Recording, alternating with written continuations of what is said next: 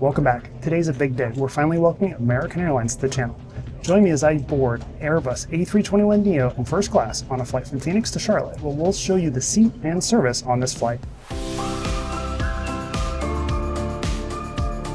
This is one of the newest aircraft in their fleet, and it's equipped with their latest first class product. But it's missing a key feature you'll find on Delta and United. This will be a good test of American as we hop from their hub in Phoenix to Charlotte. Plus, stick around and we'll tell you how much we paid for today's ticket, and you can decide if it's worth the upgrade.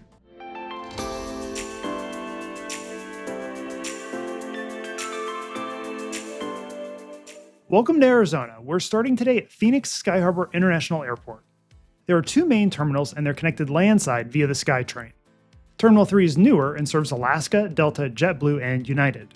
Phoenix Sky Harbor is a hub for American and Southwest. Terminal 4 is their home, along with all the international flights. American's check-in counters are located on level 2 of the terminal. First-class passengers have access to priority check-in and bag drop, and our ticket includes 2 free check bags up to 70 pounds each. There was a bit of confusion here this morning as they tried to charge me for my bags. So know what your ticket includes. Sometimes you have to be your own champion. With that out of the way, let's head up to security. All gates in Terminal 4 are connected, so you can go through any of the 4 security checkpoints. The airport posts wait times, so you can pick the best option. While the airport was busy, security was very quick today. As is pretty standard with U.S. domestic first class, lounge access is not included. And today, this lounge is so full they won't take day passes either. So while you can buy a day pass, don't always count on them working.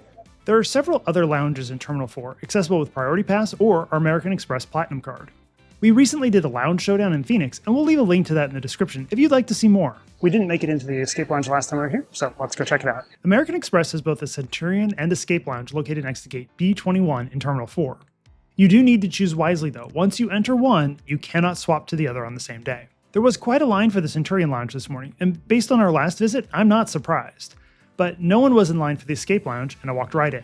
Access is granted to American Express Platinum, Centurion, and select Delta cardholders. This is also Priority Pass Lounge. Alternatively, you can buy a day pass for $45 per person in advance, or $60 at the door. This lounge is open from 5 a.m. to 10 p.m. daily.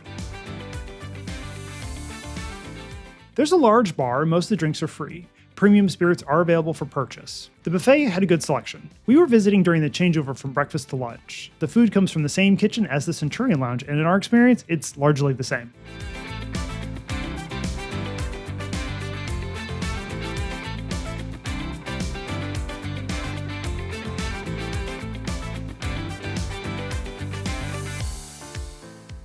There's a self-service espresso machine and drip coffee available. This isn't a huge lounge, but there was plenty of open seating. I settled in a high-back chair with views of the final approach path. There are also some dining tables near the buffet.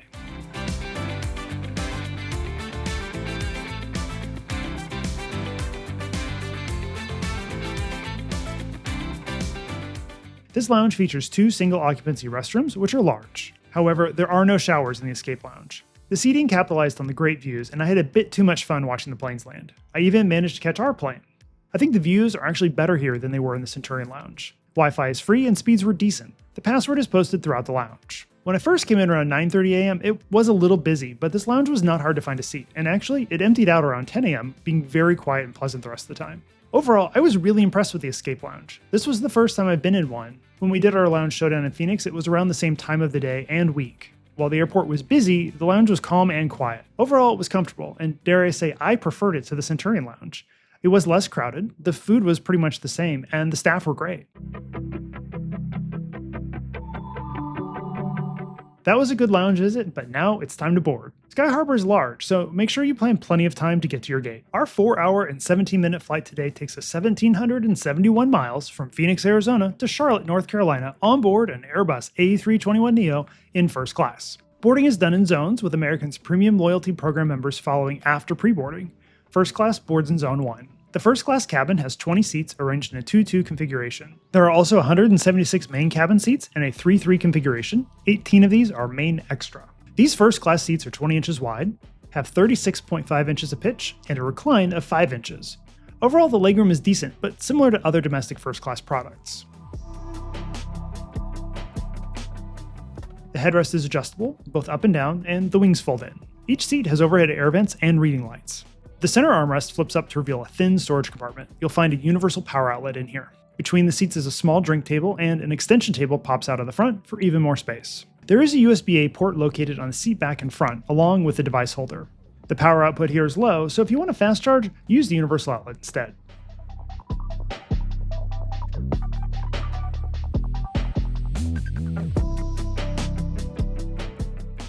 The tray table comes out of the outer armrest and is sturdy. It includes an integrated device holder, which can work in both the half-open and fully open modes.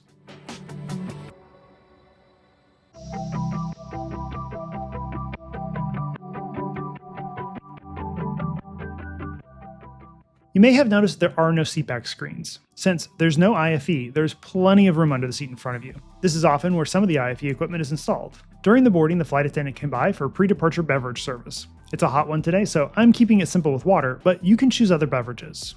Boarding wrapped up early and we pushed back. I will admit, the red, white, and blue mood lighting was cool.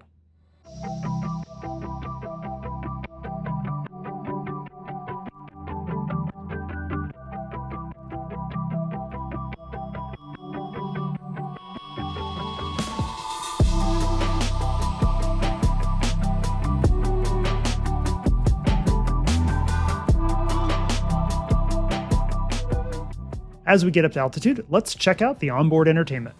As mentioned earlier, there's no IFE system on the plane. American has a BYOD approach, and when connected to the onboard Wi-Fi, you can access a library of movies, series, live TV, and audio content. The selection is comparable with other carriers, although they only had partial seasons of TV shows. You do have to watch 2 long commercials before each video, but the playback was smooth. We had read that they had a moving map feature, but for the life of me, I couldn't find it. I ended up improvising with my phone. Internet is now free for Advantage program members. Download speeds were good, upload was serviceable. Once we leveled off, the flight attendant came by to take drink and meal orders, front to back. Service then started with a hot towel, which is always a nice touch in a premium cabin. Drinks and warm nuts came out first. Since our baseline drink is a G&T, that's what I got started with.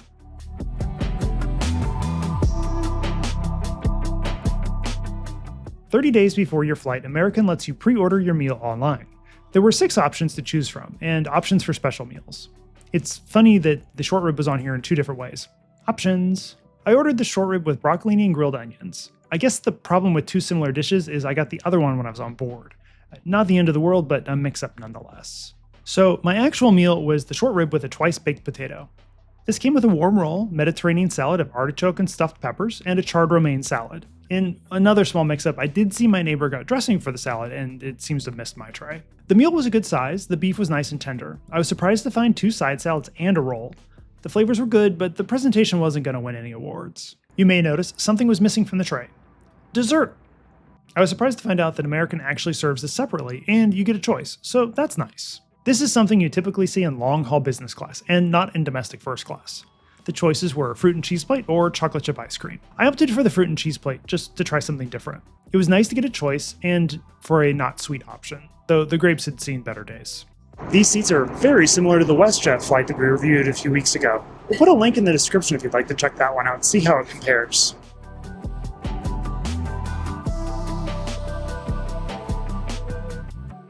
We're only about halfway through, so let's check out the lavatory. There's one forward lav for the first class cabin. These are a bit small for tall folks like me. I'm 6'4" for reference. But this is a typical narrow body lav, and it was kept clean during our flight.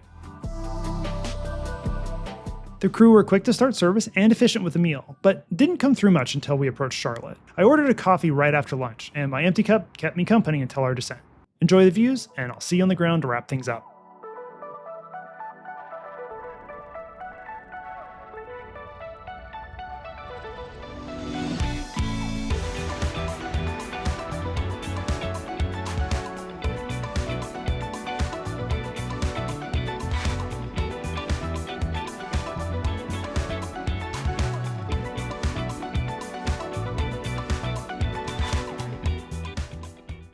So that's it. That was our first American Airlines First Class flight on this channel on the proper mainline American Airlines. I thought the service was pretty good. Food was better than I expected. The seat was comfortable for a flight of this length. There's plenty of storage, and I found the seat was spacious. However, service in the second half of the flight was not proactive. We really didn't see much of the crew after the meal. So was this premium flight worth the upgrade? Price-wise, American was not the cheapest for this route. My one-way first class ticket connected in Charlotte on my way to Washington, D.C. Delta and United were both about $150 less for this first class ticket from Phoenix to DCA, also with connections. Since Phoenix is an American hub, the other carriers are likely actively undercutting American here.